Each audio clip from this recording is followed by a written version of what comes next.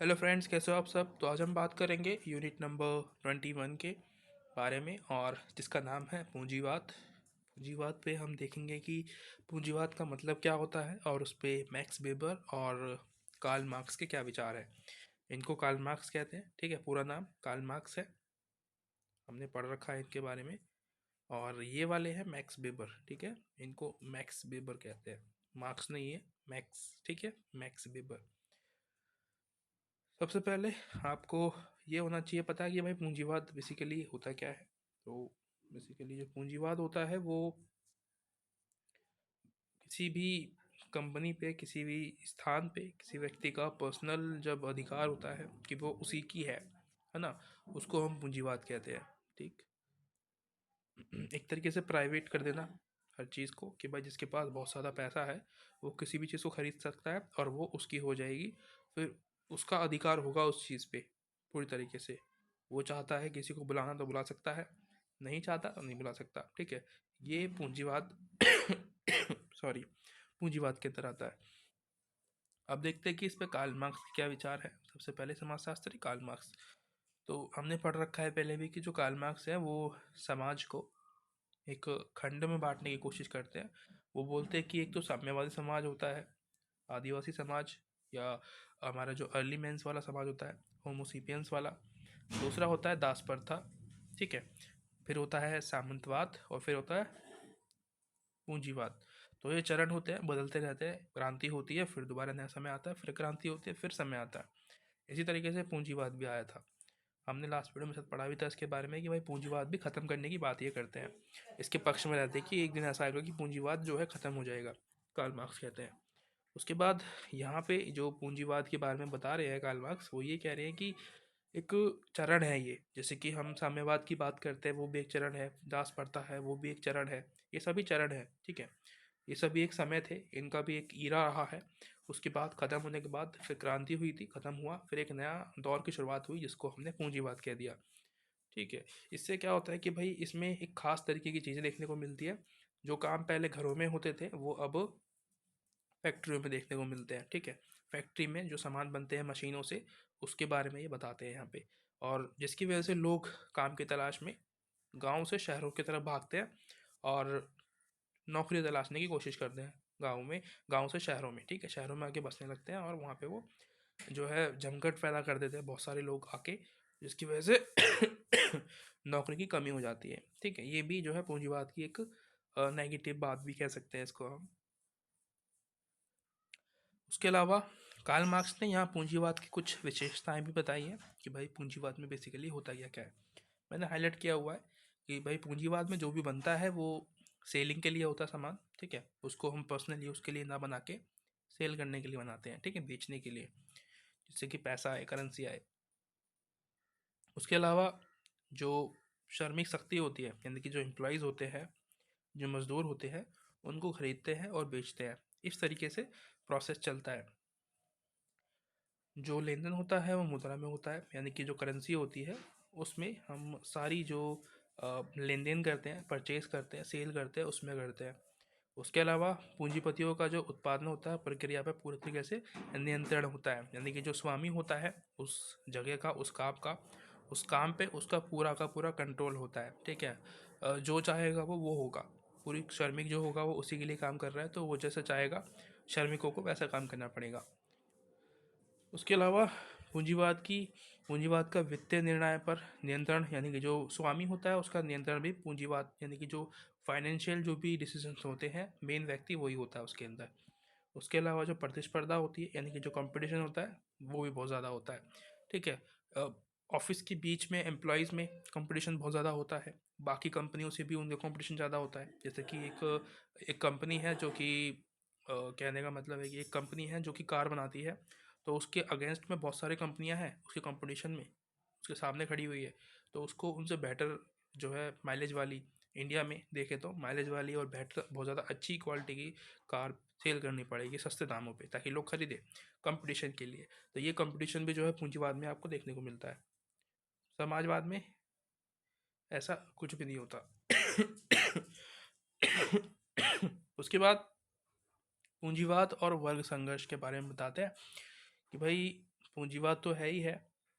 पूंजीवाद की वजह से वर्ग संघर्ष बहुत बढ़ जाता है, इसके बारे में हमने पहले ही बात कर रखी है ना। पूंजीवाद होता है तो उससे क्या होता है, संघर्ष भी बढ़ता है लोगों का, लोगों के जो है कंपटीशन आपस में बढ़ जाता है, उनकी जो समस्याएं हैं वो डबल हो जाती है, जिसकी वजह से काफ़ी सारी दिक्कतें आती है।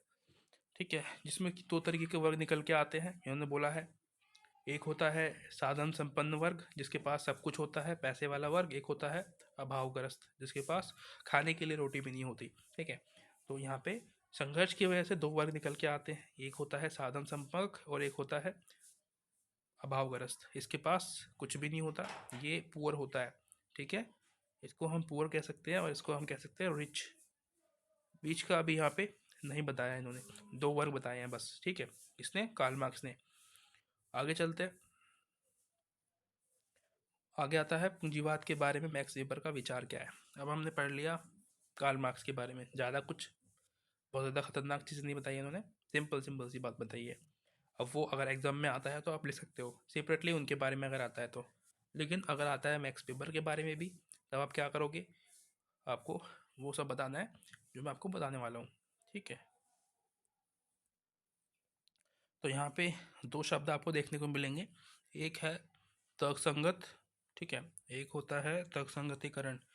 कहाँ गया, वही तर्कसंगत है और एक तर्कसंगतिकरण था। मुझे शब्द मिल नहीं रहा है वो इसके अंदर, तो नहीं कहाँ चला गया। चलो कोई बात नहीं, जब मिलेगा मैं आपको दिखा दूंगा। तो मेनली यहाँ पे क्या है कि जो मैक्स वेबर है वो तर्कसंगत होने के लिए बात करता है। तर्कसंगत मतलब एक तरीके से नाम से पता चल रहा है तर्कवादी होना। ठीक है, यानी कि डिबेट करना, सवाल करना, उसको हम तर्कसंगत कहते हैं।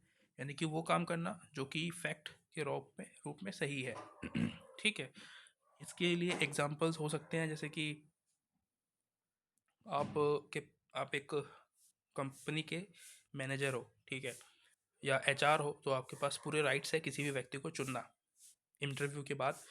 तो एक आपका दोस्त आया है और एक व्यक्ति आया है जो कि उस जॉब के लिए बहुत ज़्यादा सही तरीके से सूटेबल है। ठीक है, तो आप अगर तर्कसंगत हो तो आप उस व्यक्ति को चुनोगे जो कि उस जॉब के लिए परफेक्ट है, ना कि आप अपने दोस्त को। अगर आप अपने दोस्त को चुनते हो तो आप तर्कसंगत नहीं हो, इसको हम तर्कसंगत कहते हैं। ठीक है, उसके अलावा यहाँ पे तर्कसंगत के बारे में और भी बातें बताई हैं मैक्स वेबर ने, इसको जानते हैं। वो कह रहे हैं कि इस दुनिया में आपको तर्कसंगत होना बहुत ज़्यादा ज़रूरी है। ठीक है, और यही आपको पूंजीवाद से जोड़ता है, क्योंकि हमने बहुत पहले भी पढ़ रखा है कैथोलिक, सॉरी हाँ, कैथोलिक से निकल के जो एक धर्म बना था जिसको हमने बोला था प्रोटेस्टेंटवाद। तो वो एक धर्म है जो कि तर्कसंगत धर्मवाद है। ठीक है, धर्म है जहाँ पे कोई भी बात होती है तो वो तर्क के आधार पे उसको पेश करने की कोशिश की जाती है, वहाँ पे उसको हम तर्कसंगत कहते हैं। ठीक है, ये हमने समझ लिया। अब आगे चलते हैं, और यहाँ पे कुछ आपको तर्क संगतिकरण के पाश्चात्य सभ्यता के बारे में पता चलेगा कि भाई यहाँ पे क्या क्या होता है। ये जो आपको शब्द दिख रहा है ना, पाश्चात्य सभ्यता, इसको हम वेस्टर्न कंट्रीज़ के नाम से जानते हैं। ठीक है, यानी कि एक तरीके से यूरोप के जो देश हैं उनको हम पाश्चात्य सभ्यता कहते हैं। तो ये कह रहे हैं कि पाश्चात्य सभ्यता जो है उनकी एक खास विशेषता है कि वो उसी को ही वोट देंगे या फिर उसी व्यक्ति को चुनेंगे किसी काम के लिए जो कि कैपेबल है उस काम को करने के। ठीक है, ना कि अपने किसी रिश्तेदार को। इसको तर्क संगतिकरण कहते हैं। ठीक है, क्योंकि वहाँ पे वो सब चीज़ें पहले से ही अप्लाई हो चुकी है, पहले से ही आ चुकी है, इसलिए तर्कसंगत वहाँ पे होता है जहाँ पे जो चीज़ होनी चाहिए। और यहाँ पे तर्कसंगतिकरण पहले से ही है। क्योंकि यहाँ पे परिवारवाद नहीं होता, यहाँ पे हम जो सूटेबल है, जो कि काबिल है, उसको चुनते हैं। ठीक है,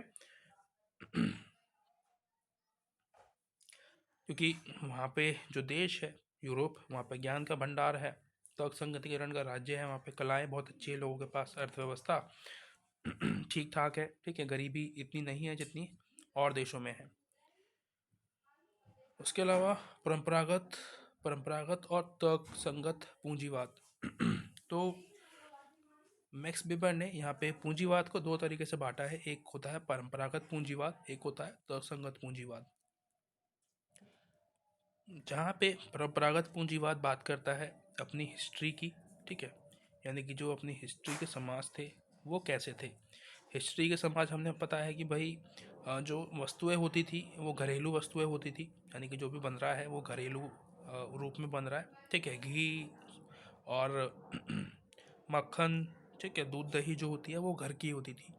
आज क्या है, आज तर्क संगत पूंजीवाद है। पारंपरिक नहीं है, तर्क संगत पूंजीवाद है। यहाँ पे जो भी चीज़ें बन के आती है वो फैक्ट्री से आती है, ठीक है। आपके लिए जो दूध दही जो मक्खन जो रेगुलर चीज़ें आप यूज़ करते हो वो सभी चीज़ें यहाँ से बन के आती है, ठीक है। तो ये डिफरेंसेस है। वहाँ पे हम पारंपरिक रूप से हम जो भी चीज़ बनाते थे वो बिल्कुल परफेक्ट होती थी, ठीक है। लेकिन कुछ जैसे कि लकड़ियों का काम करना है या मिट्टी के बर्तन बनाना है, थोड़े बहुत जो है टेढ़े मेढ़े बनते थे, लेकिन बहुत अच्छे थे, क्वालिटी उनकी फिर भी। तर्कसंगत पूंजीवाद में मशीनों से बनती है, मशीनीकरण आता है, ठीक है। मशीन से बनती तो चीज़ें जो है ज़्यादा अच्छी वेल मेंटेन होती है, लेकिन उनकी जो एक उनका जो उम्र होती है बहुत कम होती है। ठीक है। तो ये दोनों डिफरेंसेस बताए हैं मैक्स वेबर ने इन दोनों में कि भाई समाज जो है वो कैसे अलग अलग होता है। एक पारंपरिक समाज है और एक है तर्कसंगत समाज। तो ये तर्क संगत पे पूरा काम चल रहा है मैक्स वेबर का, ये ध्यान रखना आप लोग।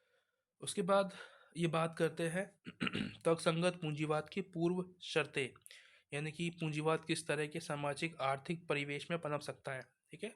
शब्द आपको समझ में आएगी होगा कि भाई ये बात करता है पूंजीवाद के कि भाई कौन से वातावरण में पूंजीवाद पनप सकता है। हमने ये इसके बारे में पहले ही बात कर रखी है। जो मैक्स वेबर है वो बार बार बोलते हैं कि भाई पूंजीवाद ऐसे देश में पनपता है जहाँ पे लोग पर्यावरण को नियंत्रित करने की बात करते हैं, ठीक है, कंट्रोल करने की बात करते हैं। जैसे कि प्रोटेस्टेड जो धर्म है जर्मनी का, उसके बारे में मैंने आपको बताया था कि वो सबसे बेस्ट सूटेबल धर्म है पूंजीवाद के लिए। हिंदू धर्म, मुस्लिम, यहूदी या फिर और चाइना का धर्म भी हमने देखा था, उसके बारे में पढ़ा था।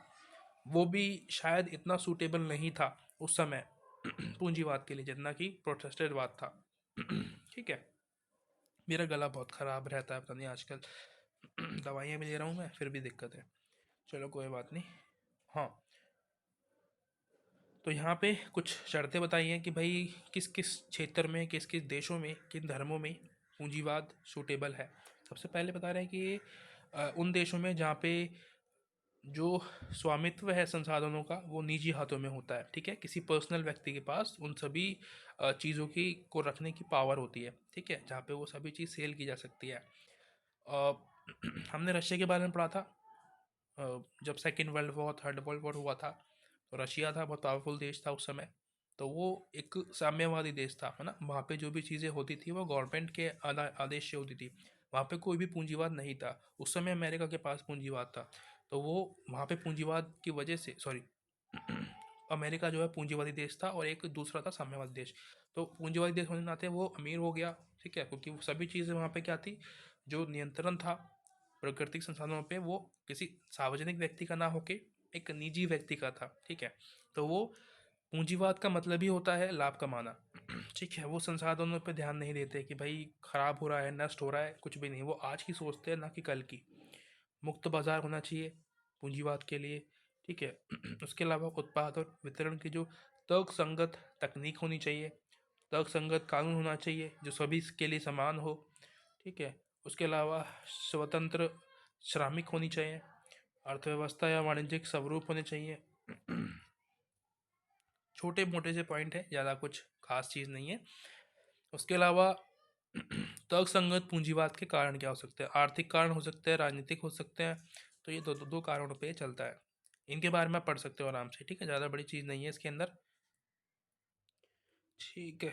तो बेसिकली देखो यहाँ पे सेम वही बात बता रहा है कि आर्थिक कारक मतलब जो देश होना चाहिए वो थोड़ा बहुत आर्थिक रूप से पहले से ही मजबूत होना चाहिए, ठीक है। उसके पास थोड़े बहुत आर्थिक संसाधन जो है वो होने चाहिए डेफिनेटली पहले से। वहाँ पे पूंजीवाद तब आ सकता है, ठीक है। कंट्रोल में रखना पूंजीवाद को तभी पॉसिबल है। उसके अलावा राजनीतिक कारण, भाई कोई भी जो पॉलिटिकल पार्टी है वो पूंजीवाद में दखलंदाजी नहीं करेगी, ठीक है। इस तरीके के जो कानून होने चाहिए वो मांगते हैं ये लोग पूंजीवाद में। उसके अलावा धार्मिक सांस्कृतिक कारक, ठीक है, यानी कि जो धर्म है वो हमें ऐसा रखना चाहिए जो कि जर्मनी के लोगों का था, ठीक। ये सारे कारण हैं। उसके बाद आपको एक लास्ट में मिलेगा तुलना करने के लिए, जो कि हमने लास्ट चैप्टर में बात किया था कि तुलना कैसे करते हैं। लाइन खींच दो, एक तरफ लिख दो, जिसके बारे में हमने बात की थी कि भाई एक तो मैक्स है, ठीक है, मार्क्स है, और एक तरफ है वेबर, ठीक है। ये दोनों लोगों की तुलना कर दो कि भाई ये सोचते हैं, ये वाले ये सोचते हैं, ये वाले ये सोचते हैं, ये वाले ये सोचते हैं उस टॉपिक के बारे में। तो ये क्या है, हो गया हमारा टॉपिक कंप्लीट। तुलना जो है मैंने आपको बोल रखा है कि आप इसको पढ़ा करो, ठीक है। ये डेफिनेटली आती है एग्ज़ाम में, पूछते हैं इसको। बाकी हेल्प मिली हो चैप्टर से, कुछ समझ में आया हो तो आप मेरे सब्सक्राइब और लाइक कर सकते हो। अब मिलते हैं वीडियो में, तब तक के लिए thank you so much, bye bye.